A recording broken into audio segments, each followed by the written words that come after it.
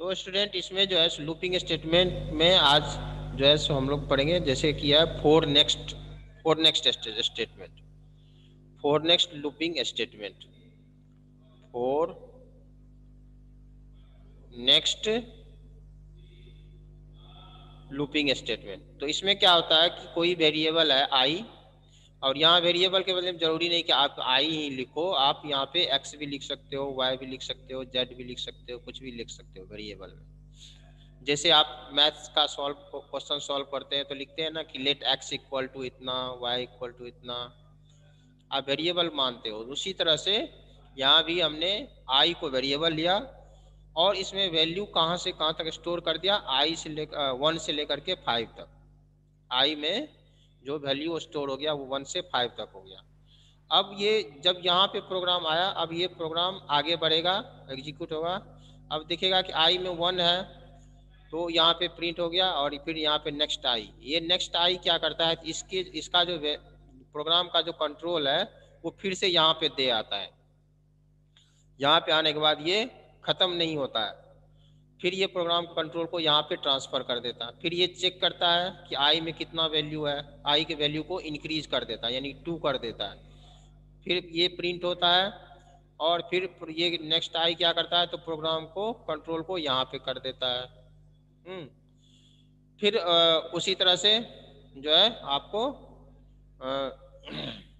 इसमें फिर आई के जो वैल्यू है उसको बढ़ा देता है, 3 हो जाता है। ठीक है ना, आई का वैल्यू जो है सो 3 हो जाता है, और इसमें फिर प्रिंट होता है, प्रिंट वेलकम। ठीक है, तो इस तरह से जो है सो इसमें प्रोग्राम ये तब तक चलते रहता है, ये एग्जीक्यूशन तब तक चलते रहता है जब तक कि इसमें 1 से लेकर के 5 तक वैल्यू होगा।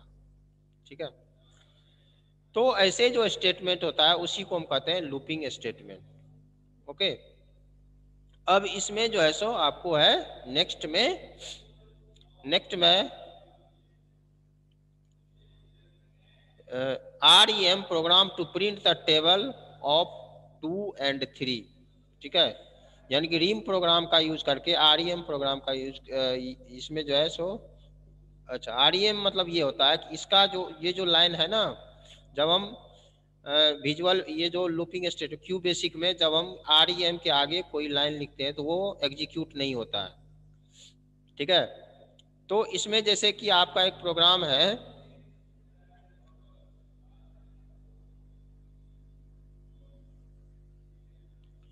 इसमें जैसे ये प्रोग्राम है टेबल, इसमें जो सो टेबल लिखना है 2 का मान लो, तो 2 का जो टेबल लिखना है, ठीक है, तो कैसे इसमें लिखते हैं,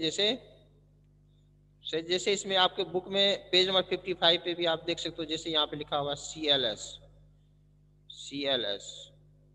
ठीक है, सभी का मैं मीनिंग समझा दूंगा अभी। CLS है, उसके बाद है print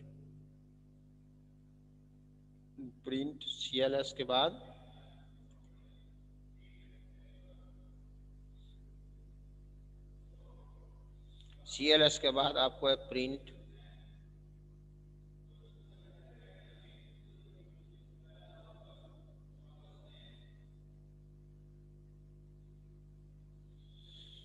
table of 2।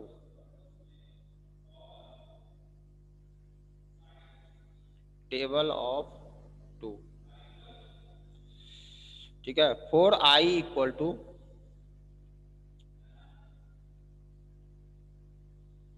4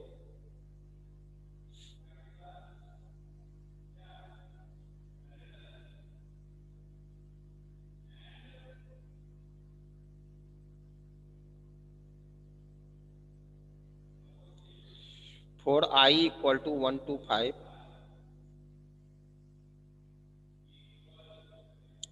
1 to 5 print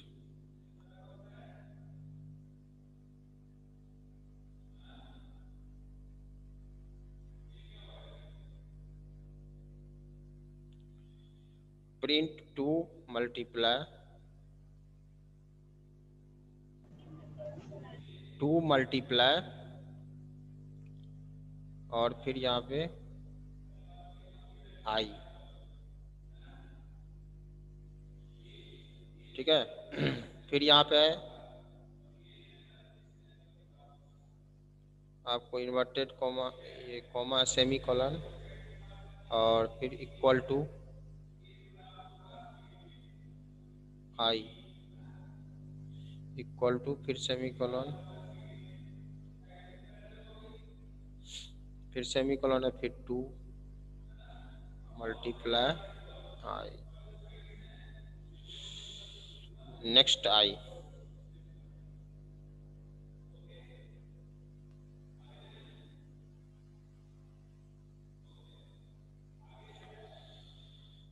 ठीक है।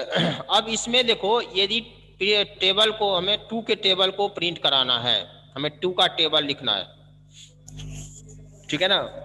2 का टेबल 5 तक ही वैसे इसमें लिखा है, यदि 10 तक लिखना है तो बस यहाँ पे 10 कर दो, सिंपल है। ये जो है 1 to 5 है, यहाँ पे 10 कर दो।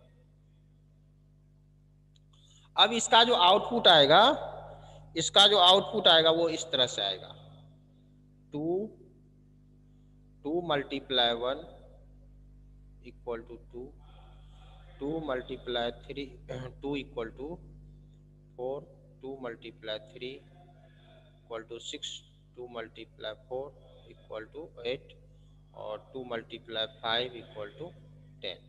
5 तक ही लेते हैं, कौन लिखने में टाइम वेस्ट होगा, ठीक है ना। यहाँ पे हम 5 ही लिखते हैं। इसका आउटपुट ये आएगा, और यहाँ पे ऊपर में रहेगा लिखा हुआ टेबल ऑफ 2, टेबल ऑफ 2।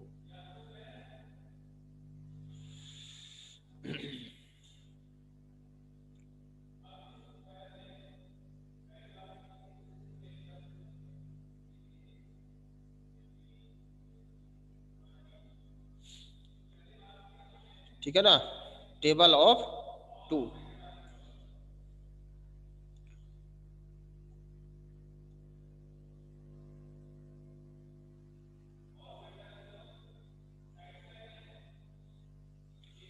तो इसमें जो है सो आपको है यहाँ पे CLS है, हर एक इसमें जो हर एक वर्ड है उसका मीनिंग समझा दे रहा हूँ।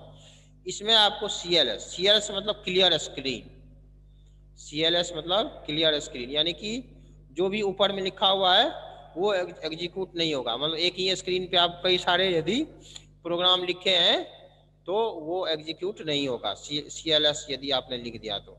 उसके बाद लिखा हुआ है इसमें प्रिंट टेबल ऑफ 2। ये जो प्रिंट कमांड होता है, प्रिंट कमांड का यूज हम कुछ भी स्क्रीन पर प्रिंट कराने के लिए करते हैं। जैसे आप लिख दो यहाँ पे टेबल ऑफ 2 and 3, तो जो भी आप ये इन्वर्टेड कॉमा के अंदर लिखोगे वो यहाँ पे लिखा हुआ आ जाएगा, ठीक है, वो डिस्प्ले हो जाएगा। प्रिंट के आगे आप इन्वर्टेड कॉमा के अंदर जो भी आप लिखेंगे वो यहाँ पर प्रिंट हो जाता है, ठीक है ना। यहाँ पे प्रिंट हो जाएगा आपको स्क्रीन पे जो भी आप इन्वर्टेड कॉमा के अंदर लिखेंगे, ठीक है। अब यहाँ पे 4i इक्वल टू 1 to 5, आई में हमने वैल्यू स्टोर करके रखा 1 से लेकर के 5 तक। प्रिंट, फिर यहाँ पे प्रिंट का यूज किया, क्योंकि क्या प्रिंट का यूज, क्योंकि ये जो है 2 मल्टीप्लाई हर एक में आना है, यहाँ पे प्रिंट क्या करना है 2 मल्टीप्लाई, ये तो वैल्यू चेंज नहीं होगा, ठीक है ना। 2 मल्टीप्लाई जो है सो फर्स्ट लाइन से लेकर के और 5वें लाइन तक आएगा, इसीलिए यहाँ पे लिखा प्रिंट 2 मल्टीप्लाई इतना, ठीक है। फिर इन्वर्टेड कॉमा में है आपको आई में आपको वैल्यू है 1 से लेकर के 5 तक, इसीलिए यहाँ पे I1 प्रिंट हो जाएगा। पहले जब एग्जीक्यूट करेगा तो 2 मल्टीप्लाई 1, फिर ये इक्वल टू, और यहाँ पे 2 मल्टीप्लाई आई, क्योंकि आई में वैल्यू 1 स्टोर है, तो ये 2 मल्टीप्लाई आई यानी कि 2 हो गया, ठीक है। फिर प्रोग्राम यहाँ पे है नेक्स्ट आई, फिर जो है सो प्रोग्राम यहाँ पे आ जाएगा, फिर ये इसमें जो वैल्यू स्टोर है उसको 1 इंक्रीज कर देगा, ठीक है ना।